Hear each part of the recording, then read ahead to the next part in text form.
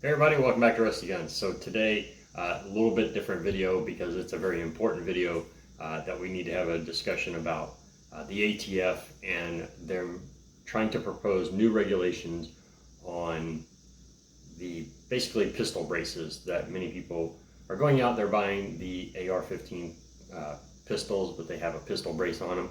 And the ATF is trying to now propose new regulations on these. Even though they had said in the past that pistol braces were fine and it would just be a pistol, now they're trying to propose new regulations that would actually make these short barrel rifles. So for anybody that owns an AR-15 with a pistol brace or some other type of pistol that has a pistol brace on it, more than likely you are now going to end up being a felon. You're not right now because, like I said, these are proposed. They haven't been confirmed yet. But one of the things that you need to absolutely do, and every gun owner should be doing this, is going to the ATF website and making sure that you post a comment to that section about their proposed legislation. Okay, so maybe you don't own an AR-15 pistol and you're like, okay, so it doesn't really matter to me.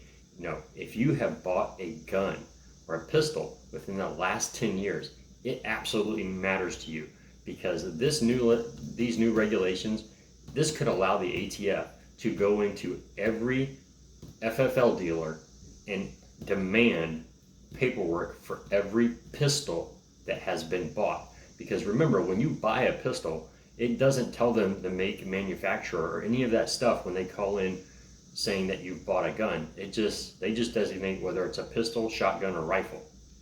So the ATF, by these standards, would be allowed to go into the FFL and ask for the documents for every single pistol that has been bought within the last 10 years at least. You may make sure you go post a comment and let them know your stance on it. And don't just put on there, oh, because the Second Amendment and won't be infringed. Make it a clear, articulate comment that means something. But I'm going to go ahead and kind of go over what their new little guidelines are going to be. I'm going to also put these up on the screen so that you guys will be able to see them as I'm reading them. I'm going to go ahead and put my little spectacles on so that I can tell you. So we're going to start off at the very top of this worksheet that they've developed to figure out if it is a short-barreled rifle or if it is a pistol that you own. So, summary: this chart lists the factors that ATF considers when evaluating a firearm with an accessory, commonly referred to as a stabilizing brace, for classification under the National Firearms Act or the Gun Control Act. Note: the Bureau of Alcohol, Tobacco, and Firearms and Explosives reserves the right to preclude classification as a pistol with stabilizing braces for any firearm that achieves an apparent qualifying score but is an attempt to make a short-barreled rifle and circumvent the NFA or GCA. Okay, so this little worksheet basically, if you get 4 or more points on this worksheet, what you own is an SBR, and you will have certain things that you absolutely have to do, or you will be considered a felon in possession of a gun that is illegal. And in being in possession of that and getting caught with it can be a 10-year prison sentence and up to a $250,000 fine. So just letting you know. All right, section 1, prerequisites for this. The weapon must weigh at least 64 ounces. So if it's too heavy, if it's too fat, you're going to have to go through this list. The weapon must have an overall length between 12 and 26 inches. So if you're 26 inches down to 12 inches, you have to use this list. Weapon must meet both prerequisites in order to proceed to section 2. So if your gun weighs, more than 64 ounces, but it's 27 inches, you don't have to use this. Okay? But if it's 65 ounces and 26 inches, you have to use this. All right, so here we go. Section 2, the very first one, accessory design. Not based on a known shoulder stock design, 0 points. Incorporates shoulder stock design features, 1 point. Based on a known shoulder stock design, 2 points. Now, nowhere in here does it tell you what the design is. So you have no idea whether or not this is of a known shoulder stock design. I mean, because are we talking a shoulder stock design from a, M1 Grand? Are we talking a shoulder stock design for, an M16? I mean, what kind of shoulder stock design are we talking about? It doesn't clarify it. So it's very, very vague right there.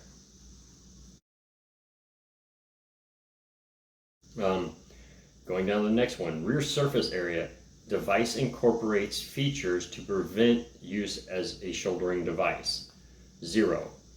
So maybe if it has a knife sticking out the back end of it, then you couldn't shoulder it because you would just stab yourself or something.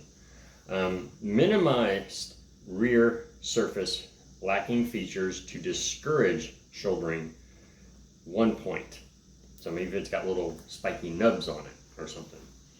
Rear surface useful for shouldering the firearm, 2 points. Material added to increase rear surface for shouldering, 3 points. Now again, you have such vague things here because minimize rear surface lacking features to discourage shouldering. Well, how much what's the measurement? I mean, what are we talking about? Are we talking about a 1/4 inch? Are we talking 1/2 inch? How much surface area are we talking about? There's no clear-cut information on this. So, what I think is minimal may not be minimal to somebody else. So, it's very unclear. Next one, adjustability. Non-adjustable fixed design, 0 points. Adjustable or telescoping attachment designed for shouldering. Now, the adjustable or telescoping attachment designed for shouldering. So you're saying it's designed to be shouldered, not a pistol brace. So, if I can understand if you put your telescoping buttstock from your AR-15, your M4 onto this pistol you bought, okay, I can understand that, but this doesn't really make much sense because that rear surface area plus that, I mean, if you could be almost at 4 points already just within the first 3. So it's the definitions they're giving are so vague that it's not funny. That they are so vague like this. I want to say it's funny, but it's not funny at all. Stabilizing support. Counterbalance design non-folding. Counterbalance design that folds, creating rear surface contact. What I think that might be similar to, I'm not saying it is, but there are pistol grip designs where, like on a shotgun, where it folds over the top of the shotgun and then it comes back, and then you have another flap that comes down that enables you to shoulder it. That might be something similar to what they're talking about. Anyway, moving on. Or a fin type design with arm strap, fin type design without arm strap. So fin type design with arm strap, 0 points. Fin type design without an arm strap is 2 points. And I've seen these fin type designs. So if you have a fin type without an arm strap, that's 2 points. And they might say that has minimal rear surface contact. So there's another point. So you're at 3 points already. And maybe it's adjustable. but it's not really designed for shouldering, but they're saying it's designed to scourge for shouldering. So you could be at 5 points or whatever, or 4 points, right now. Or cuff type with design with that fully wraps around the arm. So that's 0 points. A cuff type design that partially wraps around the arm is 1 point. Well, what if somebody has Popeye forearms? Big massive forearms that it doesn't fully wrap around.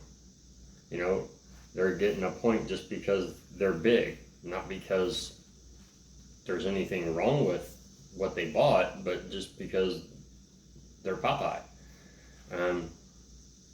Cuff type design that fails to wrap around the arm, again, if you're Popeye, 2 points, just for being a big guy. A split stock configuration not designed to wrap around the shooter's arm, 3 points. So then you got to add that up, and if you have scored less than 4, you go on to the next section. Okay, if you're at 4, then it's already an SBR, and you need to fix some things or you're going to be a felon. So we move on to the next section, and this is where it gets really bad, in my opinion. And this is the section 3, which is configuration of the weapon. And like I said, this is where I think it gets really, really bad. Length of pull, and this is meaning it's measured from the center of the trigger to the center of the brace. Okay, length of pull, so that is basically the brace would be here and the trigger's up here. That distance from the middle of my brace to the middle of the trigger, that distance is the pull distance that they're talking about. Less than 10.5 inches, 0 points. 10.5 but under 11.5, 1 point. And on down the line, 13.5 inches or over, 4 points. Again, we're talking about body design. What if I have somebody who's 6'8"? Okay, that pull could easily be over 13.5 inches. And so that person is automatically illegal, but a woman who's 5'1", where the brace fits in much closer, is not going to be illegal, even though it's the exact same gun. And maybe it does telescope to allow for different people to be able to use the gun. And so a guy who's 6'8" is now going to be illegal, where a 5'1" woman is not going to be illegal. So body design, I mean, there's nothing to account for that, and that's ridiculous.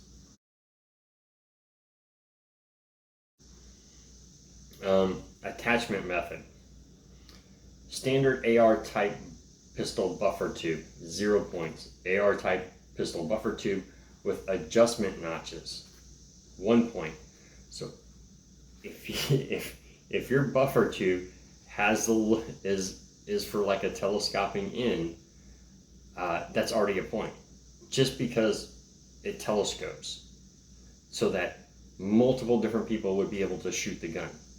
As in, a tall person and a short person, they have different arm lengths. So because you're able to adjust that to fit different people, it's already a point. And that just goes on down the line with different types of tubes and inclusion of folding adapter, extending the length of pull. So there's lots of different things under that. Modified shoulder stock with rear replaced by stabilizing brace. So some of those I understand that somebody's tried to make it basically a shouldered fire weapon, but these other things like just a buffer tube with notches on it, that's just stupid.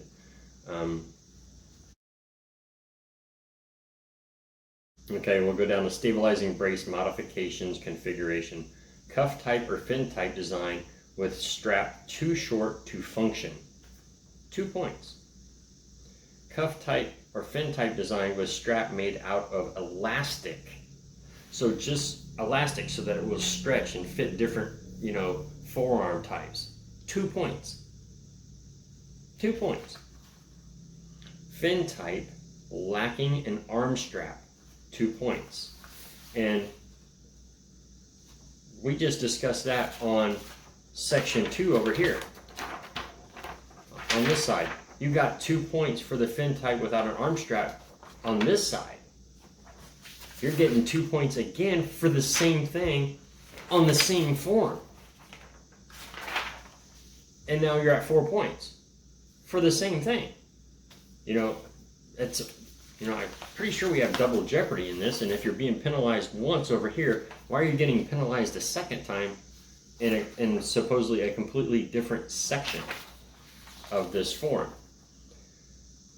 Cuff type design with the strap removed. I want you to look at that. That's 4 points. So if you bought one of these with that cuff type on it, and you're like, you couldn't stand the strap that goes around it, or it didn't fit right, or something, or it was cutting near your skin, whatever, and you took it off, 4 points. Just taking it off makes it an SBR. Brace accessory modified for shouldering, 4 points. Modified shoulders stock, 4 points.